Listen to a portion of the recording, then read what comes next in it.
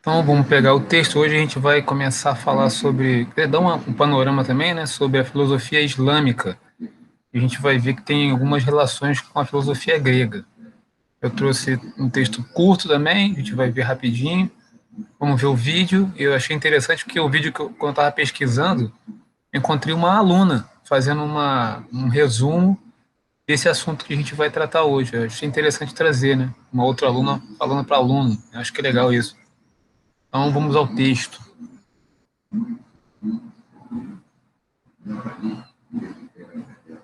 Opa, aqui.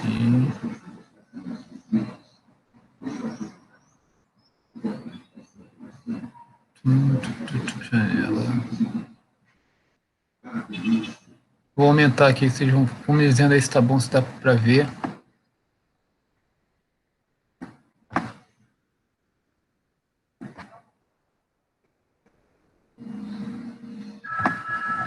Tá bom, professor. Ai, beleza.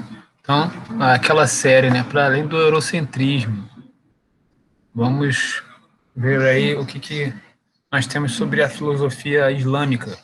A filosofia islâmica estruturou-se por volta do século oito, quando na Europa se vivia sob o feudalismo, século 8 depois de Cristo. Suas principais fontes são os escritos teológicos ligados ao profeta Maomé, alguns elementos da sabedoria judaica e as diferentes escolas de teologia do Oriente Médio, além de uma forte influência de Aristóteles e do neoplatonismo, corrente filosófica inspirada nos escritos de Platão, que se desenvolveu principalmente nos séculos 3 e 4. Então, aqui rapidamente um comentário nesse trechinho aqui. A gente já viu, né, na verdade, nas aulas iniciais, nós vimos o pensamento aristotélico e platônico, né? Mas vocês podem ver como é que a formação desse pensamento islâmico é complexo, né? E possui uma influência de várias fontes. Então a gente tem a dificuldade da língua e tem a dificuldade das várias fontes que vão influenciar o pensamento islâmico, né? Podemos notar que essa influência helênica, de forma clara, por exemplo, no pensamento do filósofo árabe Al-Kindi. Para ele, Deus era um ser absolutamente transcendente, né? Está para além desse mundo, né? Mas a partir de uma cosmologia bem ao gosto do neoplatonismo, segundo a qual os seres emanam de Deus e, de certa forma, participam da realidade divina. A influência de Aristóteles torna-se mais forte em Al-Farabi, um filósofo turco que também partia de uma ideia de natureza como emanação da substância divina e considerava Deus a causa primeira de todas as coisas. Aqui mais um comentário rapidinho, aqui eu tinha anotado aqui que nesse trecho nós identificamos tanto o platonismo como o aristotelismo, influenciando os filósofos árabes. Mas na aula anterior, nós aprendemos que a dificuldade maior para que conheçamos essas filosofias, né, se dá em virtude da barreira da língua, né? Como a gente não tem acesso à língua árabe, né, fica difícil da gente entrar nesse pensamento, né, islâmico. A influência da filosofia islâmica no Ocidente se fez notar principalmente a partir da divulgação na Europa, durante a Baixa Idade Média, do pensamento de Avicena de Averroes. Ibn Sina, ou Avicena, como é conhecido por seu nome latinizado, foi um pensador persa que escreveu sobre assuntos em diversas áreas do conhecimento. Em seus escritos filosóficos, ele dá continuidade a alguns aspectos do pensamento de Al-Kindi e de Al-Farabi, apresentando Deus como um ser transcendente, do qual emana o mundo. Avicena, no entanto, difere dos filósofos islâmicos que o precederam, ao afirmar que o objetivo último da atividade humana seria alcançar um conhecimento intuitivo de Deus e do mundo. Nas palavras desse pensador, aí ele vai fazer aqui uma referência, aqui uma citação do Avicena, mas antes eu queria fazer um comentário aqui. Na verdade, esse trecho que nós acabamos de ler toca em um tema que nós não estudamos. Perdão, a filosofia da Idade Média, né, que se confundirá com a teologia, representada por Santo Agostinho e São Tomás de Aquino. Né? São Tomás de Aquino de orientação platônica e Santo Agostinho, de orientação platônica, e São Tomás de Aquino, de orientação aristotélica. Ambos teólogos, filósofos, procuravam conciliar a fé e a razão, né? Teologia e filosofia. A citação que a gente vai ver aqui, a gente identifica essa tentativa de conciliação da fé e da razão. É possível que haja, dentre os homens, um indivíduo com a alma fortificada por uma grande pureza e pela estreita junção com os princípios intelectuais, até que se inflame de uma intuição intelectual, quero dizer, recebendo os princípios intelectuais da inteligência ativa para todas as coisas, e que nele se imprime a forma que está na inteligência ativa, seja de um só golpe, seja quase de um só golpe, não de uma maneira imitativa, antes seguindo uma ordem que inclui os termos médios.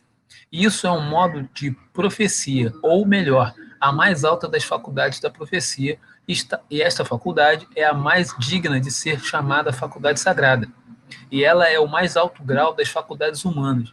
Acho que dá para perceber aqui a tentativa do Avicena de relacionar fé e razão. Vamos para a próxima página e aí a gente vai para o vídeo. Aqui é um complemento.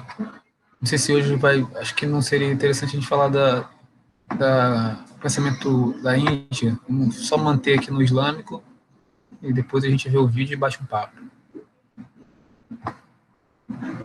Então, pensadores islâmicos mais ortodoxos, mais tradicionais, criticaram Avicena por muitas das suas ideias contrárias à fé, como a afirmação da eternidade do mundo e a possibilidade de alcançar as leis morais pela intuição, independentemente da autoridade religiosa. Ibn Rushd, também conhecido pelo nome latino de Averroes, foi um filósofo islâmico nascido na Península Ibérica, onde hoje é a Espanha, em uma época em que a região era ocupada pelos mouros. Averroes também se distanciou da ortodoxia, da tradição islâmica, afirmando a eternidade do mundo e negando a imortalidade individual da alma humana. Então, vocês percebem a complexidade desse pensamento islâmico. A gente está aqui vendo assim muito panorama, né, de uma forma panorâmica, né? Vamos para o vídeo e aí depois a gente bate o papo.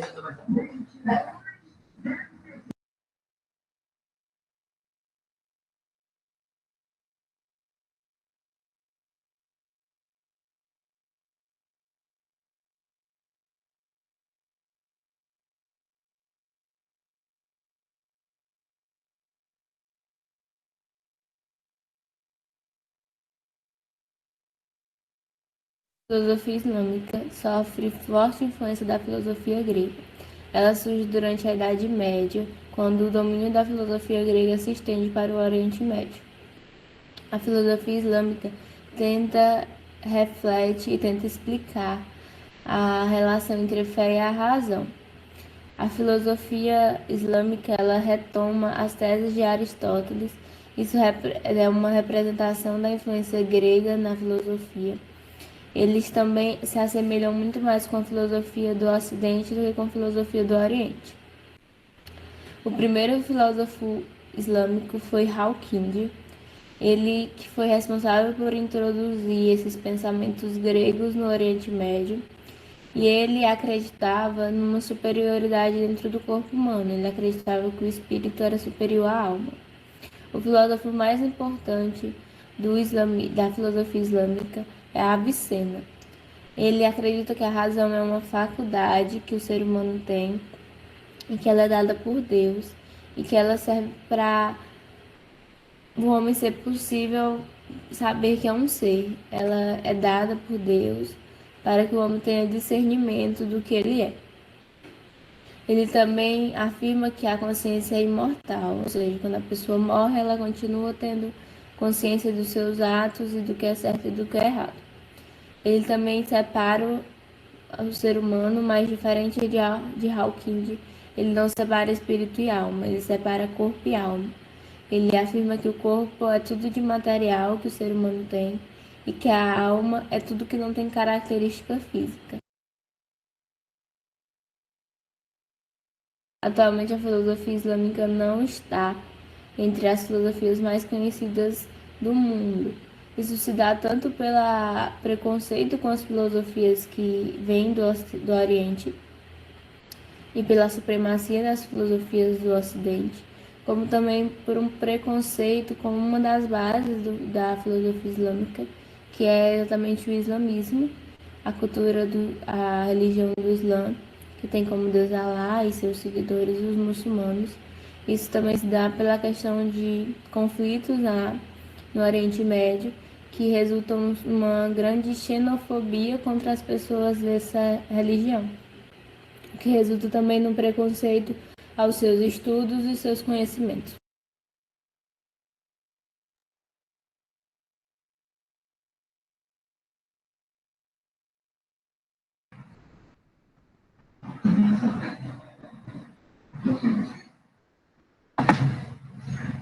E aí, minha gente, o que vocês acharam aí do vídeo, desse texto aí que a gente leu hoje? Comentários agora.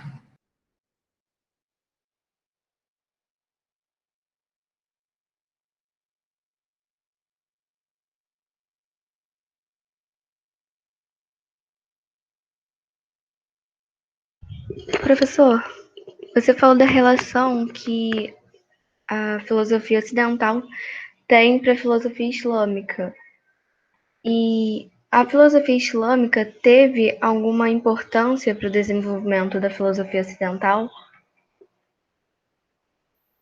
Então, a gente viu, né, que a filosofia islâmica, ela tanto influenciou como foi influenciada, né? O Averroes e o Avicena foram dois pensadores islâmicos que levaram pensamentos ocidentais, né?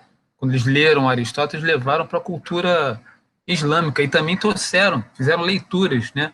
Fizeram como se fosse uma troca, né? Encontraram similaridades do pensamento islâmico com o desenvolvimento do pensamento filosófico ocidental. Então, aquelas questões que são comuns a todos os filósofos perguntam, né? Questões éticas, né?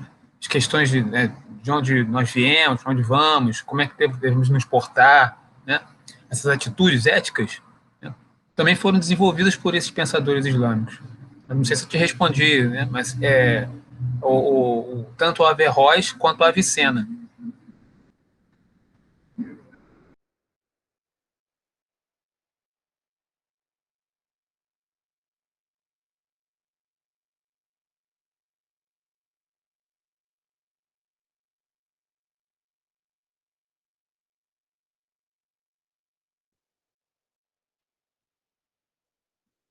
Uma coisa que chamou a atenção, uma ligação, ou que lembrou alguma coisa de aulas anteriores.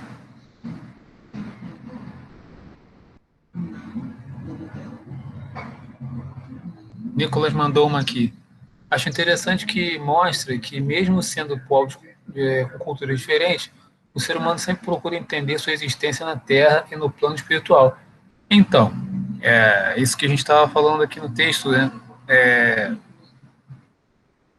Como, por exemplo, essa questão de conciliar a fé com a razão, né?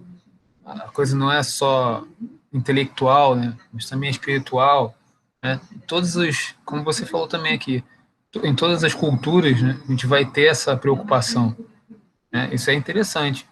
O que tem assim de dificuldade, a gente vê que tem uma hegemonia, né, de um pensamento. A gente já estudou, estamos falando sobre isso, justamente por isso que a gente está tratando dessas filosofias que não são muito estudadas, né? Começamos lá com a africana, a gente viu estamos vendo aqui a islâmica, né? Na verdade são filosofias orientais, né? Mais comentários aí? Vamos lá, Camille, vamos lá, Esther, contribua aí. Obrigado Professor, pela... Pode falar. você disse que houve uma troca entre os pensamentos. E no vídeo foi falado que tem tipo um preconceito contra essa filosofia, né? E a Ah, filosofia africana também teve esse preconceito, mas como eles aceitaram para que houvesse uma troca? não, então, o preconceito que você fala, acho que é no finalzinho do vídeo que a aluna diz que o que acontece hoje, né, atualmente. Atualmente tem conceito. Isso, atualmente. Por quê? Porque tem a questão religiosa e, no caso do islamismo, tem um grupo, que é um grupo minoritário, que mistura, né, a política com a religião e tem aqueles movimentos terroristas. Então, esse grupo minoritário dificulta também, né, gera, né, uma ideia de que todas as pessoas que professam a fé islâmica são violentas, né, e jogam bombas. É isso que ela quis dizer no finalzinho do vídeo. Mas na Idade Média, né, essas culturas, esses filósofos islâmicos, eles beberam na fonte grega, né? Beberam na fonte grega, buscaram coisas de lá. Não tinha essa ideia como a gente tem contemporaneamente, entendeu?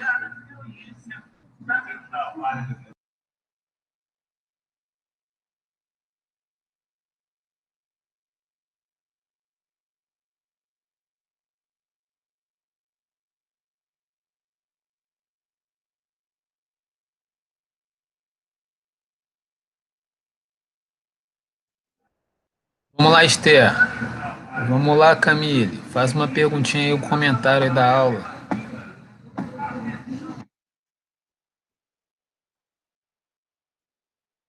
Yasmin também, pode falar. Paga nada não.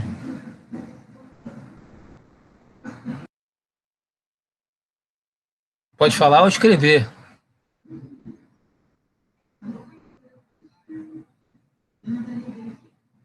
Por isso que eu coloquei lá no. Eu coloquei no. Oi? Eles tinham um princípio de razão, né? E a filosofia islâmica, qual era os princípios deles? Repete, eu não ouvi o início. Para a filosofia grega, o princípio era a razão, a verdade, eles queriam isso. E para a filosofia islâmica? Ó, Beatriz, a pergunta é boa. Eu tenho, na verdade, não sei se você percebeu aqui, no final do texto, o Averroes, ele foi criticado. Por quê? Foi criticado pelos seus compatriotas, lá pelos pensadores da sua época, porque ele estava se afastando dessa concepção mais mística, né? Porque o islamismo ele está muito atrelado à religião, a coisa mais mística, né? E o Averroes, lendo Aristóteles, me parece que ele vai fortalecer a ideia da razão, né? Do uso do intelecto para encontrar a fé. Entende o que eu quero dizer? Então a filosofia islâmica é mais ocidental do que oriental. A filosofia islâmica ela é mais mística, vamos dizer assim, a gente pode dizer assim. Ela é mais mística do que racional. Ah, sim, entendi. Beleza? Mas esses autores que nós acabamos de ver aqui, tanto o Avicena quanto o Averroes, vão tentar fazer uma conciliação entre a fé e a razão.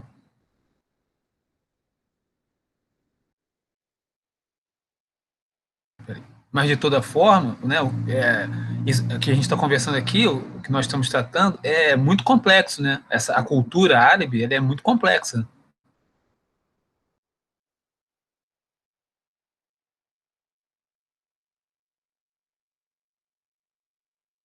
Recupera aí, Nicolas. Você colocou aqui uma frase, mas eu não. Você está se referindo ao quê?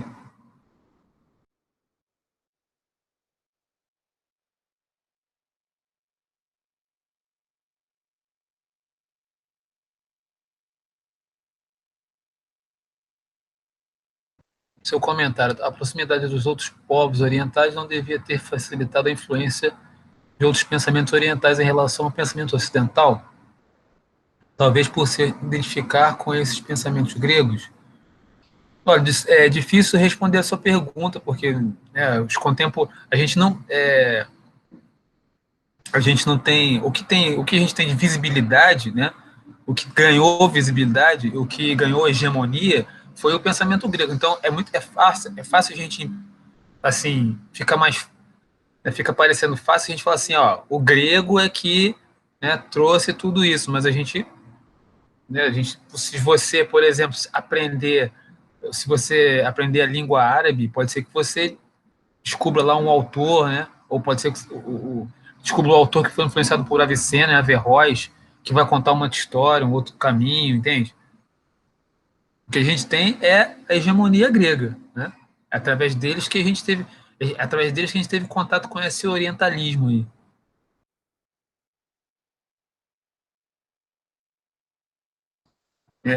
Respondi?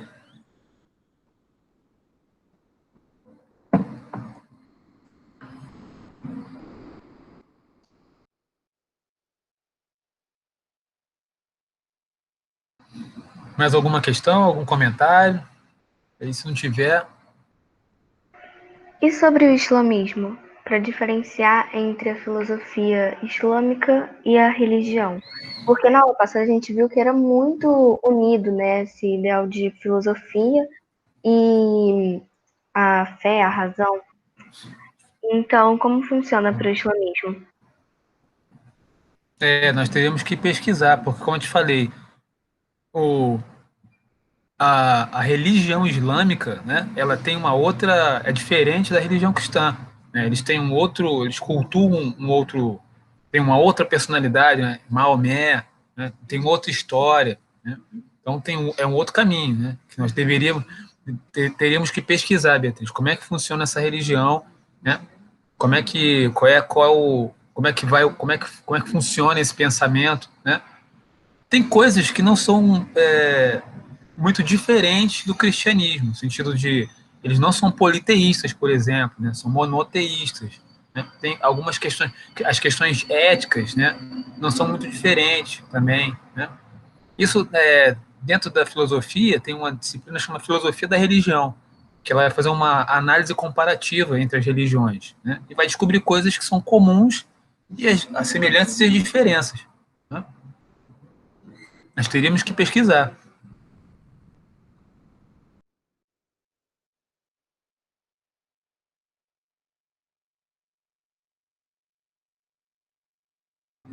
Mas, por exemplo, como eu falei, né, o islamismo não tem vários deuses. Você não tem vários deuses no islamismo. É uma coisa, tem uma semelhança com o cristianismo. Né? Também eles têm uma pretensão de uma outra vida, né? Eles acreditam que essa não acaba aqui, né? Que tem uma outra vida para além dessa.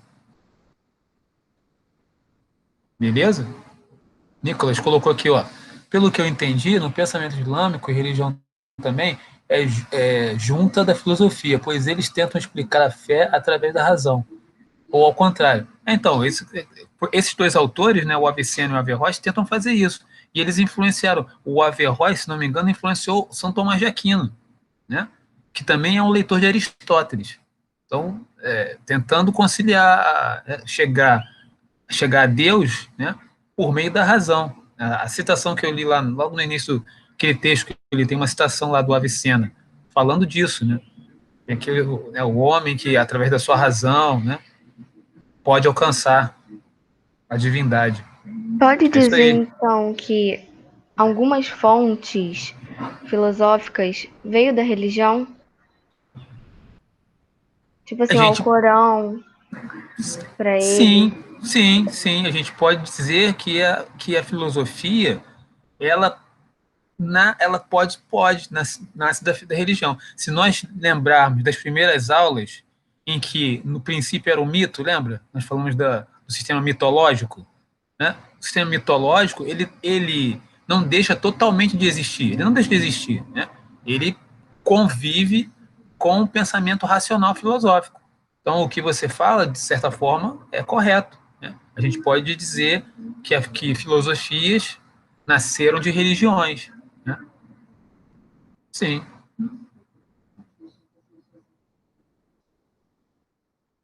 Os antropólogos vão aprofundar esse questionamento, esse aspecto, né, da origem da filosofia. Tal. A pergunta que você fez aí é interessante também. Mas, né, aqui tem como a gente meio que responder, lembrando das nossas primeiras aulas, lembra? Entre mito, filosofia e religião.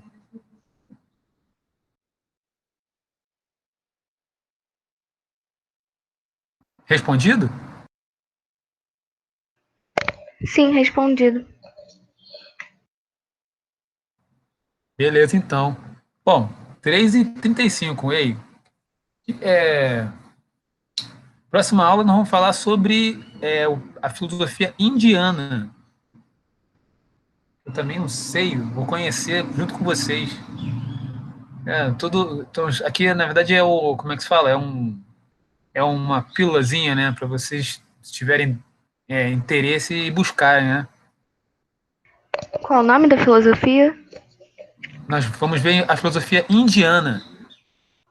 Ah, sim.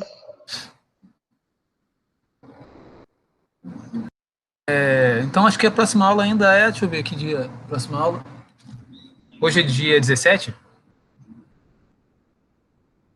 A próxima aula é É dia 24. 24. Ah, beleza. Então dá tempo, porque é dia 26 o Meet lá, dá tempo ainda. Ok, então. Então, se vocês não tiverem mais nada a perguntar ao professor, me despeço de vocês aqui. Beleza?